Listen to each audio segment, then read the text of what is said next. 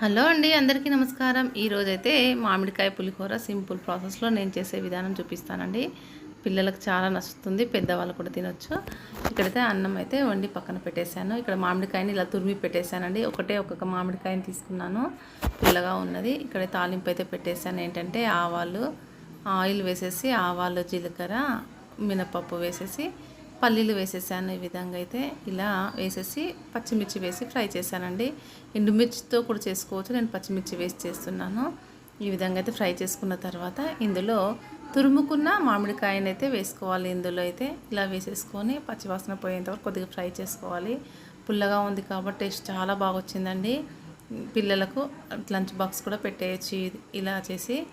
బాగా నచ్చుతుందండి. ఎప్పుడు తినే పులిహోర, చింతపండు పులిహోర, నిమ్మకాయ పులిహోర కాకుండా ఇలా మామిడికాయ పులిహోర కూడా బాగుంటుంది. ఇందులో ఇక్కడ పసుపు అయితే వేసేసాను. పసుపు, సాల్ట్ వేసాను. అన్నానికి సరిపడినంత సాల్ట్ అయితే వేసాను. చిటికెడు పసుపు వేసేసి మొత్తం ఫ్రై చేసుకోవాలండి. ఈ మామిడికాయ పచ్చివాసన పోయేంత వరకు ఫ్రై చేసుకోవాలి. ఇలా చాలా సింపుల్ ప్రాసెసేనండి, చాలా బాగుంటుంది మామిడికాయ పులిహోర. ఈ విధంగా అయితే మొత్తం ఫ్రై చేసుకున్న తర్వాత ఇందులో ఉడికించి పక్కన పెట్టిన రైస్ని అయితే ఇందులో వేసేసి కలిపేసేయాలి. టేస్ట్ అయితే బాగుంటుంది. ఇందులో మనకు కావాల్సిన పల్లీలు వేసేసుకోవాలి. ఫ్రై చేసేటప్పుడు పల్లీలు ఎక్కువగా ఉంటే టేస్ట్ బాగుంటుంది.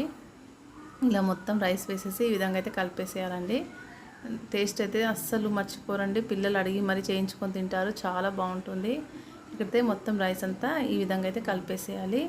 మొత్తం కలిపిన తర్వాత ఇలా ఉంటుందండి, చాలా బాగుంటుంది పులిహోర. ఒకసారి ఈ విధంగా ట్రై చేయండి, చాలా సింపుల్ ప్రాసెసే, చాలా బాగుంటుంది. అలాగే మన ఛానల్ని కొత్త వారు చూస్తే, వీడియోస్ చూస్తే వీడియోస్ నచ్చినట్లయితే ఛానల్ని సబ్స్క్రైబ్ చేసుకోండి ఫ్రెండ్స్. ఓకే అండి, బాయ్.